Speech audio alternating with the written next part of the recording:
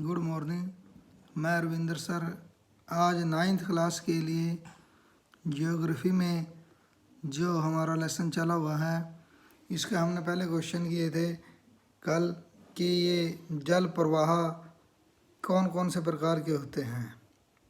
तो हमने कल ये जल प्रवाह के बारे में किया था कि आयताकार जल प्रवाह, जब हमें नदियाँ जो ऐसे बहती हुई दिखाई देती हैं जो एक आयताकार बनाती हैं, जैसे ये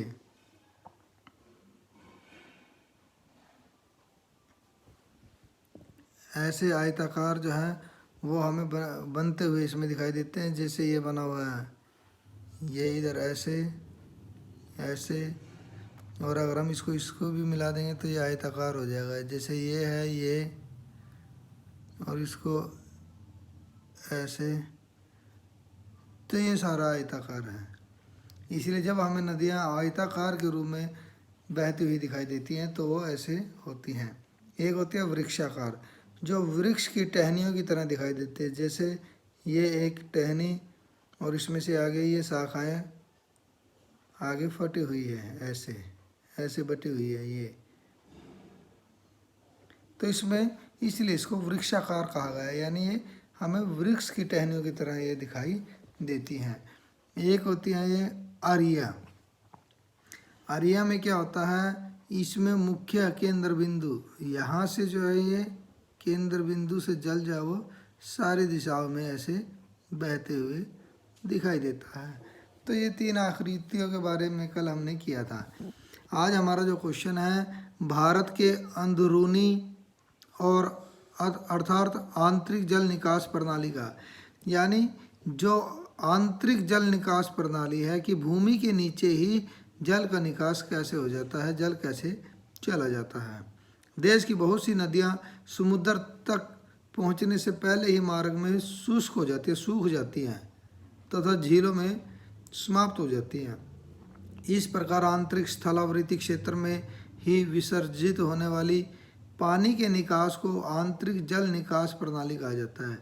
इस प्रकार की जल निकास प्रणाली का अध्ययन नदियों के उद्गम, यानी उद्गम का अर्थ जहाँ से नदियाँ निकलती हैं वह विलीन स्थान के आधार पर किया जाता है। विलीन का अर्थ जहाँ पर वो समाप्त हो जाते हैं। उद्गम जहाँ से निकलती हैं, विलीन जहाँ पर वो मिल जाती है यानी समाप्त हो जाती है।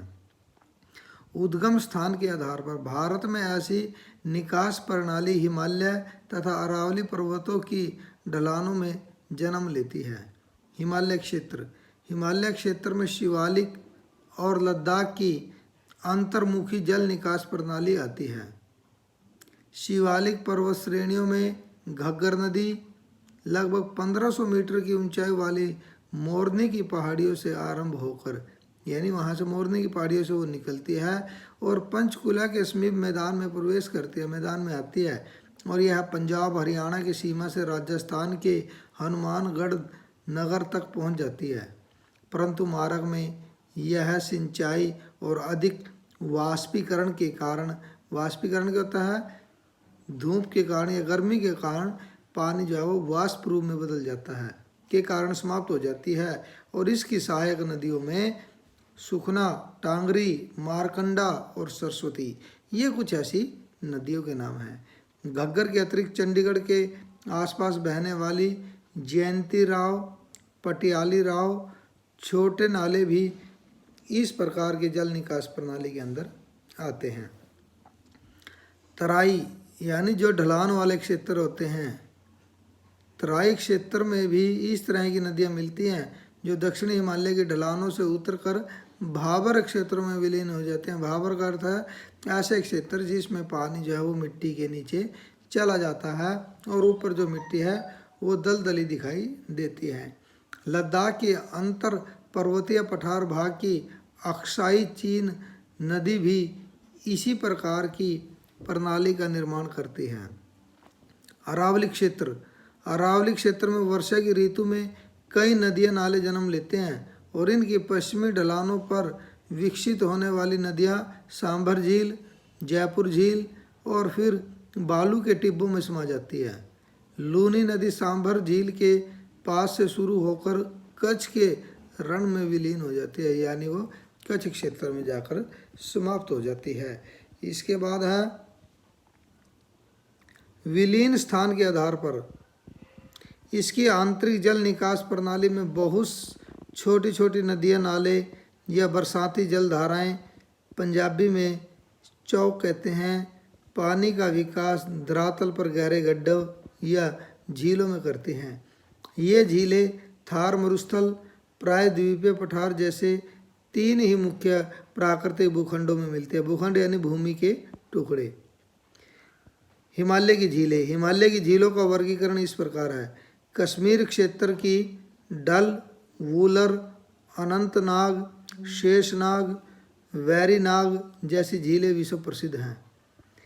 कुमाऊं हिमालय में भीमताल, चंद्रपाल, नैनीताल, पूनावाल आदि झीलें प्रमुख हैं।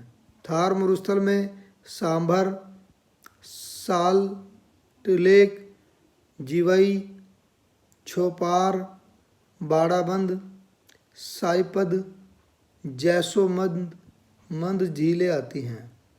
प्रायद्वीपीय पठार। इसमें महाराष्ट्र की लोनार, उड़ीसा की चिल्का, तमिलनाडु की पुलिकट, केरल की पेरियार आदि झीलें आती हैं। इसमें हमारी बहुत सी नदियों का वर्णन आया है, बहुत सी झीलों के बारे में बताया गया है। तो ये झीलें या नदियाँ जो है, जब हम मैप भरते हैं तो मैप के लिए भी जो बहुत ज़रूरी हैं, इसलिए आपने इसको कि किस, जैसे उड़ीसा है, उड़ीसा के अंदर कौन सी झील है, चिल्का झील है, तमिलनाडु के अंदर पुलिकट है, केरल के अंदर पेरियार है, और भी ऐसी बहुत सी झीलें हैं जो आपने इसमें देखने और पढ़ने को मिली हैं। तो आप वो भी याद रखेंगे ताकि मैप में जब हम इसको भरें तो आसानी से भर पाएँ। उम्मीद है ये सभी की समझ में आया होगा। तो ये आपने लर्न भी करना है, इसको राइट भी करना है। Okay, thank you.